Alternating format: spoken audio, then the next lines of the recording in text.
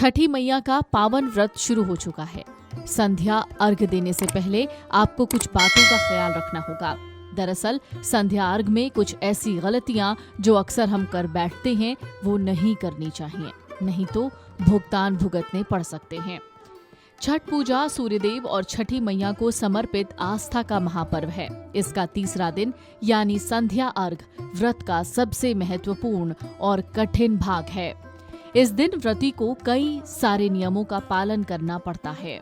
ये दिन व्रत का सबसे महत्वपूर्ण भाग होता है जब व्रती डूबते सूर्य को अर्घ देती हैं। इस दिन व्रतियों और उनके परिवार के सदस्यों को कुछ खास नियमों का पालन करना पड़ता है। तो चलिए जानते हैं कि छठ पर्व के तीसरे दिन यानी संध्या अर्घ के दिन आपको कौन सी गलती नहीं करनी है और इस व्रत का पालन कितनी साफ सुथरे ढंग से करना है।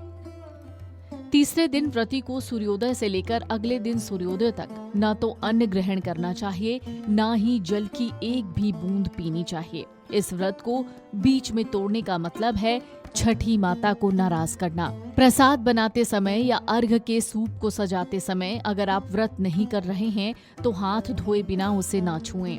प्रसाद को बनाते समय या पूजा की सामग्री को छूते समय अपवित्र हाथों से बिना स्नान किए या चप्पल पहनकर काम ना करें। व्रत के दौरान व्रती को शांत और सात्विक मन रखना चाहिए। तीसरे दिन कठोर तपस्या के समय क्रोध करना, किसी को अपशब्द कहना या घर में लड़ाई का माहौल बनाना वर्जित है।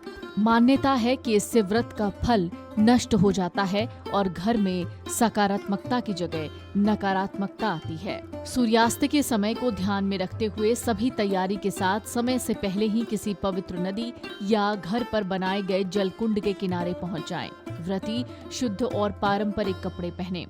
अर्घ के दौरान व्रती और अर्घ में शामिल होने वाले लोग पवित्रता का खास ख्याल रखें।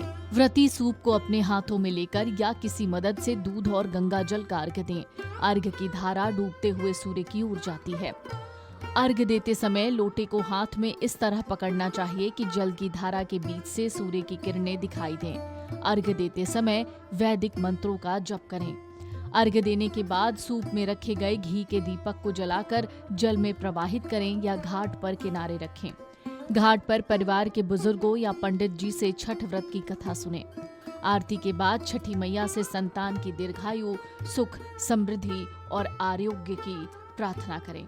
आपको बता दें, छठ का पर्व बेहद पावन पर्व होता है। ऐसे में ये पर्व सूर्यदेव और छठी मैया को ही समर्पित है। ये आस्था, पवित्रता और कठोर अनुशासन का महापर्व है।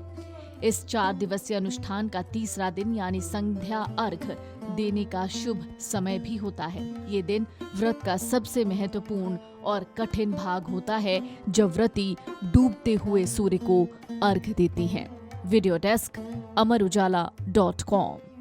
अगर आप ये वीडियो YouTube पर देख रहे हैं तो हमारे चैनल को सब्सक्राइब कर बेल आइकन दबाएं और Facebook पर देख रहे हैं तो हमारे पेज को लाइक करें।